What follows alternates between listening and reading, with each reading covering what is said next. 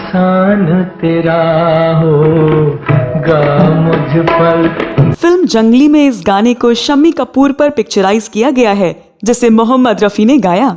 मुझे तुमसे मोहब्बत हो गई है। फिल्म में इस गाने का एक और वर्जन है जिसे सायरा बानू पर पिक्चराइज किया गया है। इस गाने को लता मंगेशकर ने गाया है। एहसान तेरा होगा मुझ पर। लेकिन अगर कहा जाए कि जिस गाने को सायरा बानू पर पिक्चराइज किया गया है उसे लता मंगेशकर ने नहीं बल्कि मोहम्मद रफी ने गाया था, तो क्या आप यकीन करेंगे? बिल्कुल नहीं। लेकिन हकीकत यही है कि सायरा बानू पर पिक्चराइज किए गए वर्जन को लता मंगेशकर ने नहीं बल्कि मोहम्मद रफी ने गाया था। और जब कश्मीर में इस गाने को पिक्चराइज किया जा रहा था तो लोग सायरा बानू को रफी साहब की आवाज में गाते देखकर अचरज में पड़ गए थे। आखिर क्यों सायरा बानू पर पिक्चराइज होने वाले गाने को मोहम्मद रफी ने गाया और फिर उस गाने को लता मंगेशकर से क्यों रिकॉर्ड कराया गया? क्यों लता मंगेशकर इस गाने को गाने के समय परेशान हो गई थी? क्या है पूरा मामला? इस वीडियो में मैं आपको इस बारे में पूरी कहानी बताने जा रही हूँ, तो आप बने रहिए हमारे साथ।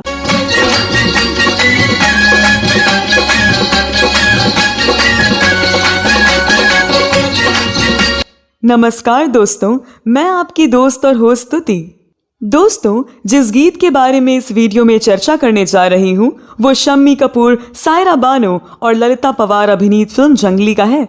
फिल्म जंगली में इस गाने के 2 वर्जन हैं, मेल और फीमेल।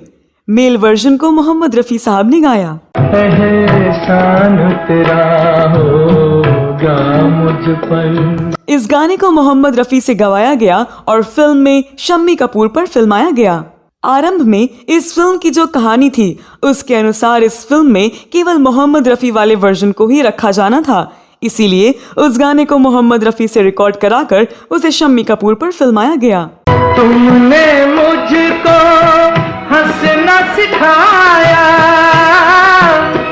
लेकिन बाद में फिल्म की कहानी में कुछ तब्दीली की गई और इस तब्दीली के आधार पर इस गाने के फीमेल वर्जन को सायरा बानू पर पिक्चराइज करने की सिचुएशन बनी। एहसान तेरा होगा मुझ पर। लेकिन इसके फीमेल वर्जन को पहले लता मंगेशकर से रिकॉर्ड नहीं कराया गया था। चूंकि फिल्म की शूटिंग कश्मीर में हो रही थी, ऐसे में तत्काल फीमेल वर्जन को रिकॉर्ड कराना संभव नहीं था। इसीलिए मोहम्मद रफी साहब के गाए गाने को ही सायरा बानू पर भी पिक्चराइज कर लिया गया। एहसान तेरा हो। इस गाने की शूटिंग के दौरान मोहम्मद रफी के गाए गाने पर सायरा बानू लिपसिंग कर रही थी और शूटिंग देखने वाले लोगों को ये देखकर अचरज हुआ कि सायरा बानू पुरुष स्वर में क्यों गा रही हैं। जब रफी साहब के गाए गाने को सायरा बानू पर पिक्चराइज किया गया तो रफी साहब के गाने के पिच और गाने में उतार चढ़ाव और मूड के हिसाब से सायरा बानू ने अदायगी की और उसी हिसाब से पिक्चराइज किया गया। असल में सोचा गया था कि शूटिंग का काम पूरा हो जाने के बाद इस गाने के फीमेल वर्जन को बाद में लता जी से गवाया जाएगा और उसे फिल्म में डाल दिया जाएगा। एहसान तेरा होगा मुझ पर। संगीतकार शंकर जयकिशन ने उस गाने को लता मंगेशकर से रिकॉर्ड कराने के लिए समय भी ले लिया।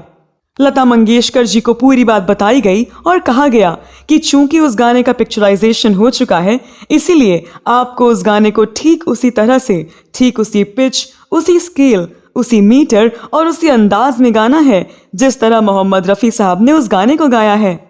लता जी को उतनी ही टाइमिंग में और उसी पिच पर उस गाने को गाने में काफी कठिनाई हो रही थी। लता जी मूल धुनों के स्केल नीचे भी नहीं कर सकती थी। लता जी को इसमें इतनी दिक्कत हुई कि वह शंकर जयकिशन पर बरस पड़ी, लेकिन किसी तरह से लता जी को शांत कराया गया और इस गाने की रिकॉर्डिंग की गई। चाहे बना दो, चाहे मिटा दो। और फिर एडिटिंग करके लता जी के गाए हुए गीत को लगाया गया। आपको बता दें कि फिल्म जंगली सुबोध मुखर्जी के निर्देशन में बनी थी, जो साल 1961 की सबसे बड़ी हिट फिल्म थी। इस फिल्म के लीड एक्टर शम्मी कपूर हालांकि तुमसे नहीं देखा और दिल देखे देखो जैसी फिल्मों के साथ पहले ही स्टार बन चुके थे, लेकिन जंगली ने उनकी पहचान को एक नई ऊंचाई पर पहुंचा दिया। दूसरी तरफ फिल्म की नायिका सायरा बानू रातों रात स्टार बन गई। इस फिल्म के सारे गीत लोकप्रिय हुए थे, चाहे वो गीत हो एहसान तेरा होगा मुझ पर, एहसान तेरा होगा मुझ पर दिल, या फिर मोहम्मद रफ़ी साहब का गाया धमाकेदार गीत हो अय्या करूँ मैं क्या सुकू सुकू, क्या करूं मैं क्या सुकू सुकू, या आशा भोसले का गाया गीत हो कश्मीर की कली हूँ मैं, अरे कश्मीर की कली हूँ मैं, मुझसे ना रूठो बाबूजी। या मोहम्मद रफ़ी और आशा भोसले का शानदार युगल गीत मेरे यार शब्बा खैर। मेरे यार शब्बा खैर, मेरे यार शब्बा खैर। इन गीतों का हर तरह के दर्शकों और सुनने वालों ने बढ़कर स्वागत किया और अपने होठों से लगा लिया। इस फिल्म के गीतों को शंकर जयकिशन ने संगीत दिया था, जबकि फिल्म के गीतों को लिखा था शैलेंद्र और हसरत जयपुरी ने। एहसान तेरा होगा गीत को हसरत जयपुरी ने लिखा था।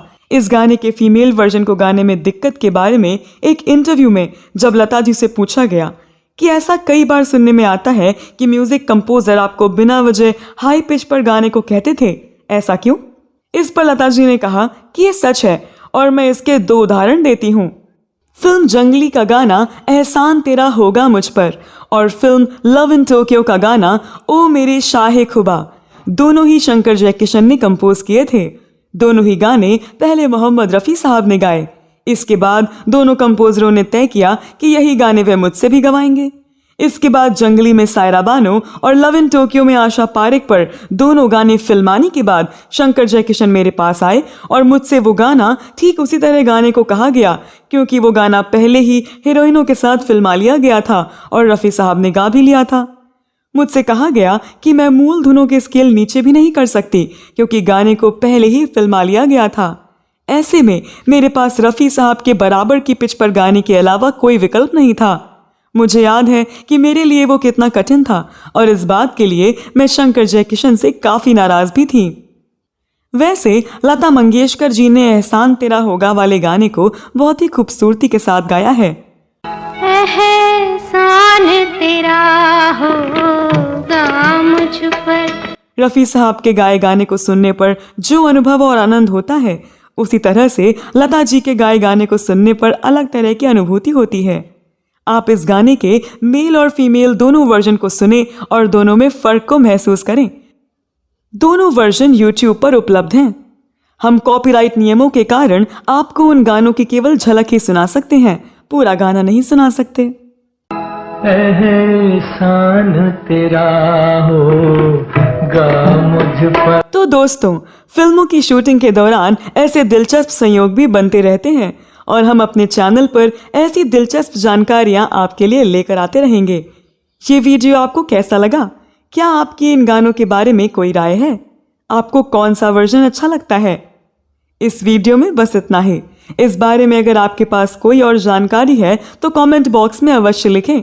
अगले वीडियो में मैं फिर फिल्मों, गीतों और फिल्मी हस्तियों से जुड़ी कोई नई कहानी या नई जानकारी लेकर हाजिर हो जाऊंगी। अगले वीडियो में फिर मुलाकात होगी।